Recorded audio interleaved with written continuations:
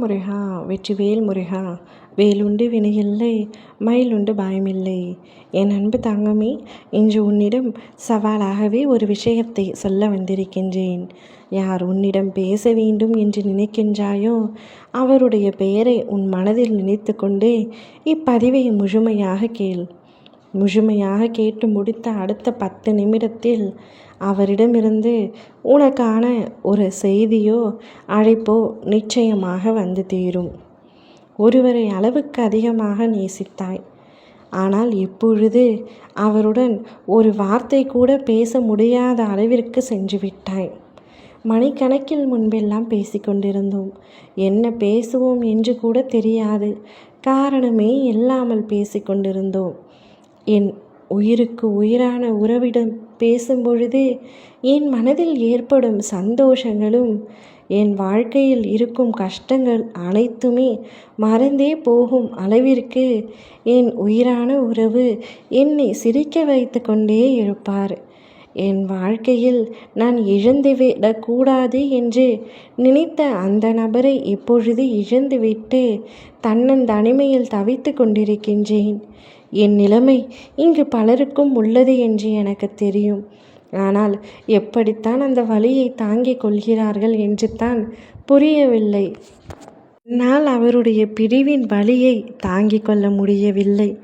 அவரை மறந்துவிடலாம் என்று நினைத்தால் அந்த மறதியில் கூட அவரே என் நினைவிற்கு வருகின்றார். அவரை மறக்கவும் முடியாமல், வெறுக்கவும் முடியாமல், நினைக்காமல் இருக்கவும் முடியாமல் நான் தவிக்கும் தவிப்புகள் உங்களுக்கு தெரியாதா அப்பா என்று நீ என்னை கேட்கின்றாய்.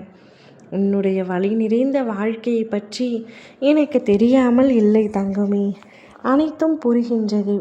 அதனால்தான் உனக்கு நல்ல செய்தியோடு உன்னிடம் வர வேண்டும் என்பதற்காகத்தான் இத்தனை நாட்களாக அமைதியாக இருந்தேன்.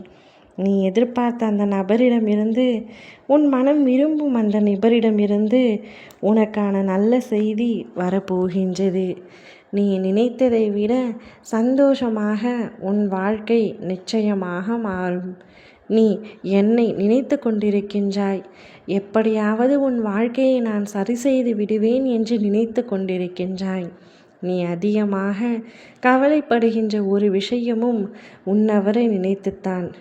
திடீர் திருப்பம் உன் வாழ்க்கையில் ஏற்பட போகின்றது.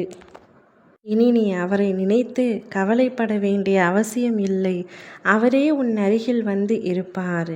என் கண்களுக்குள் உன்னை வைத்திருக்கின்றேன். பின்பு ஏன் தங்கமே நீ கலங்குகின்றாய்?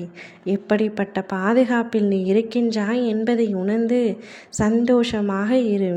நீ என்னிடம் கேட்ட அத்தனையும் உன்னை தேடி வரக்கூடிய காலகட்டம் இது.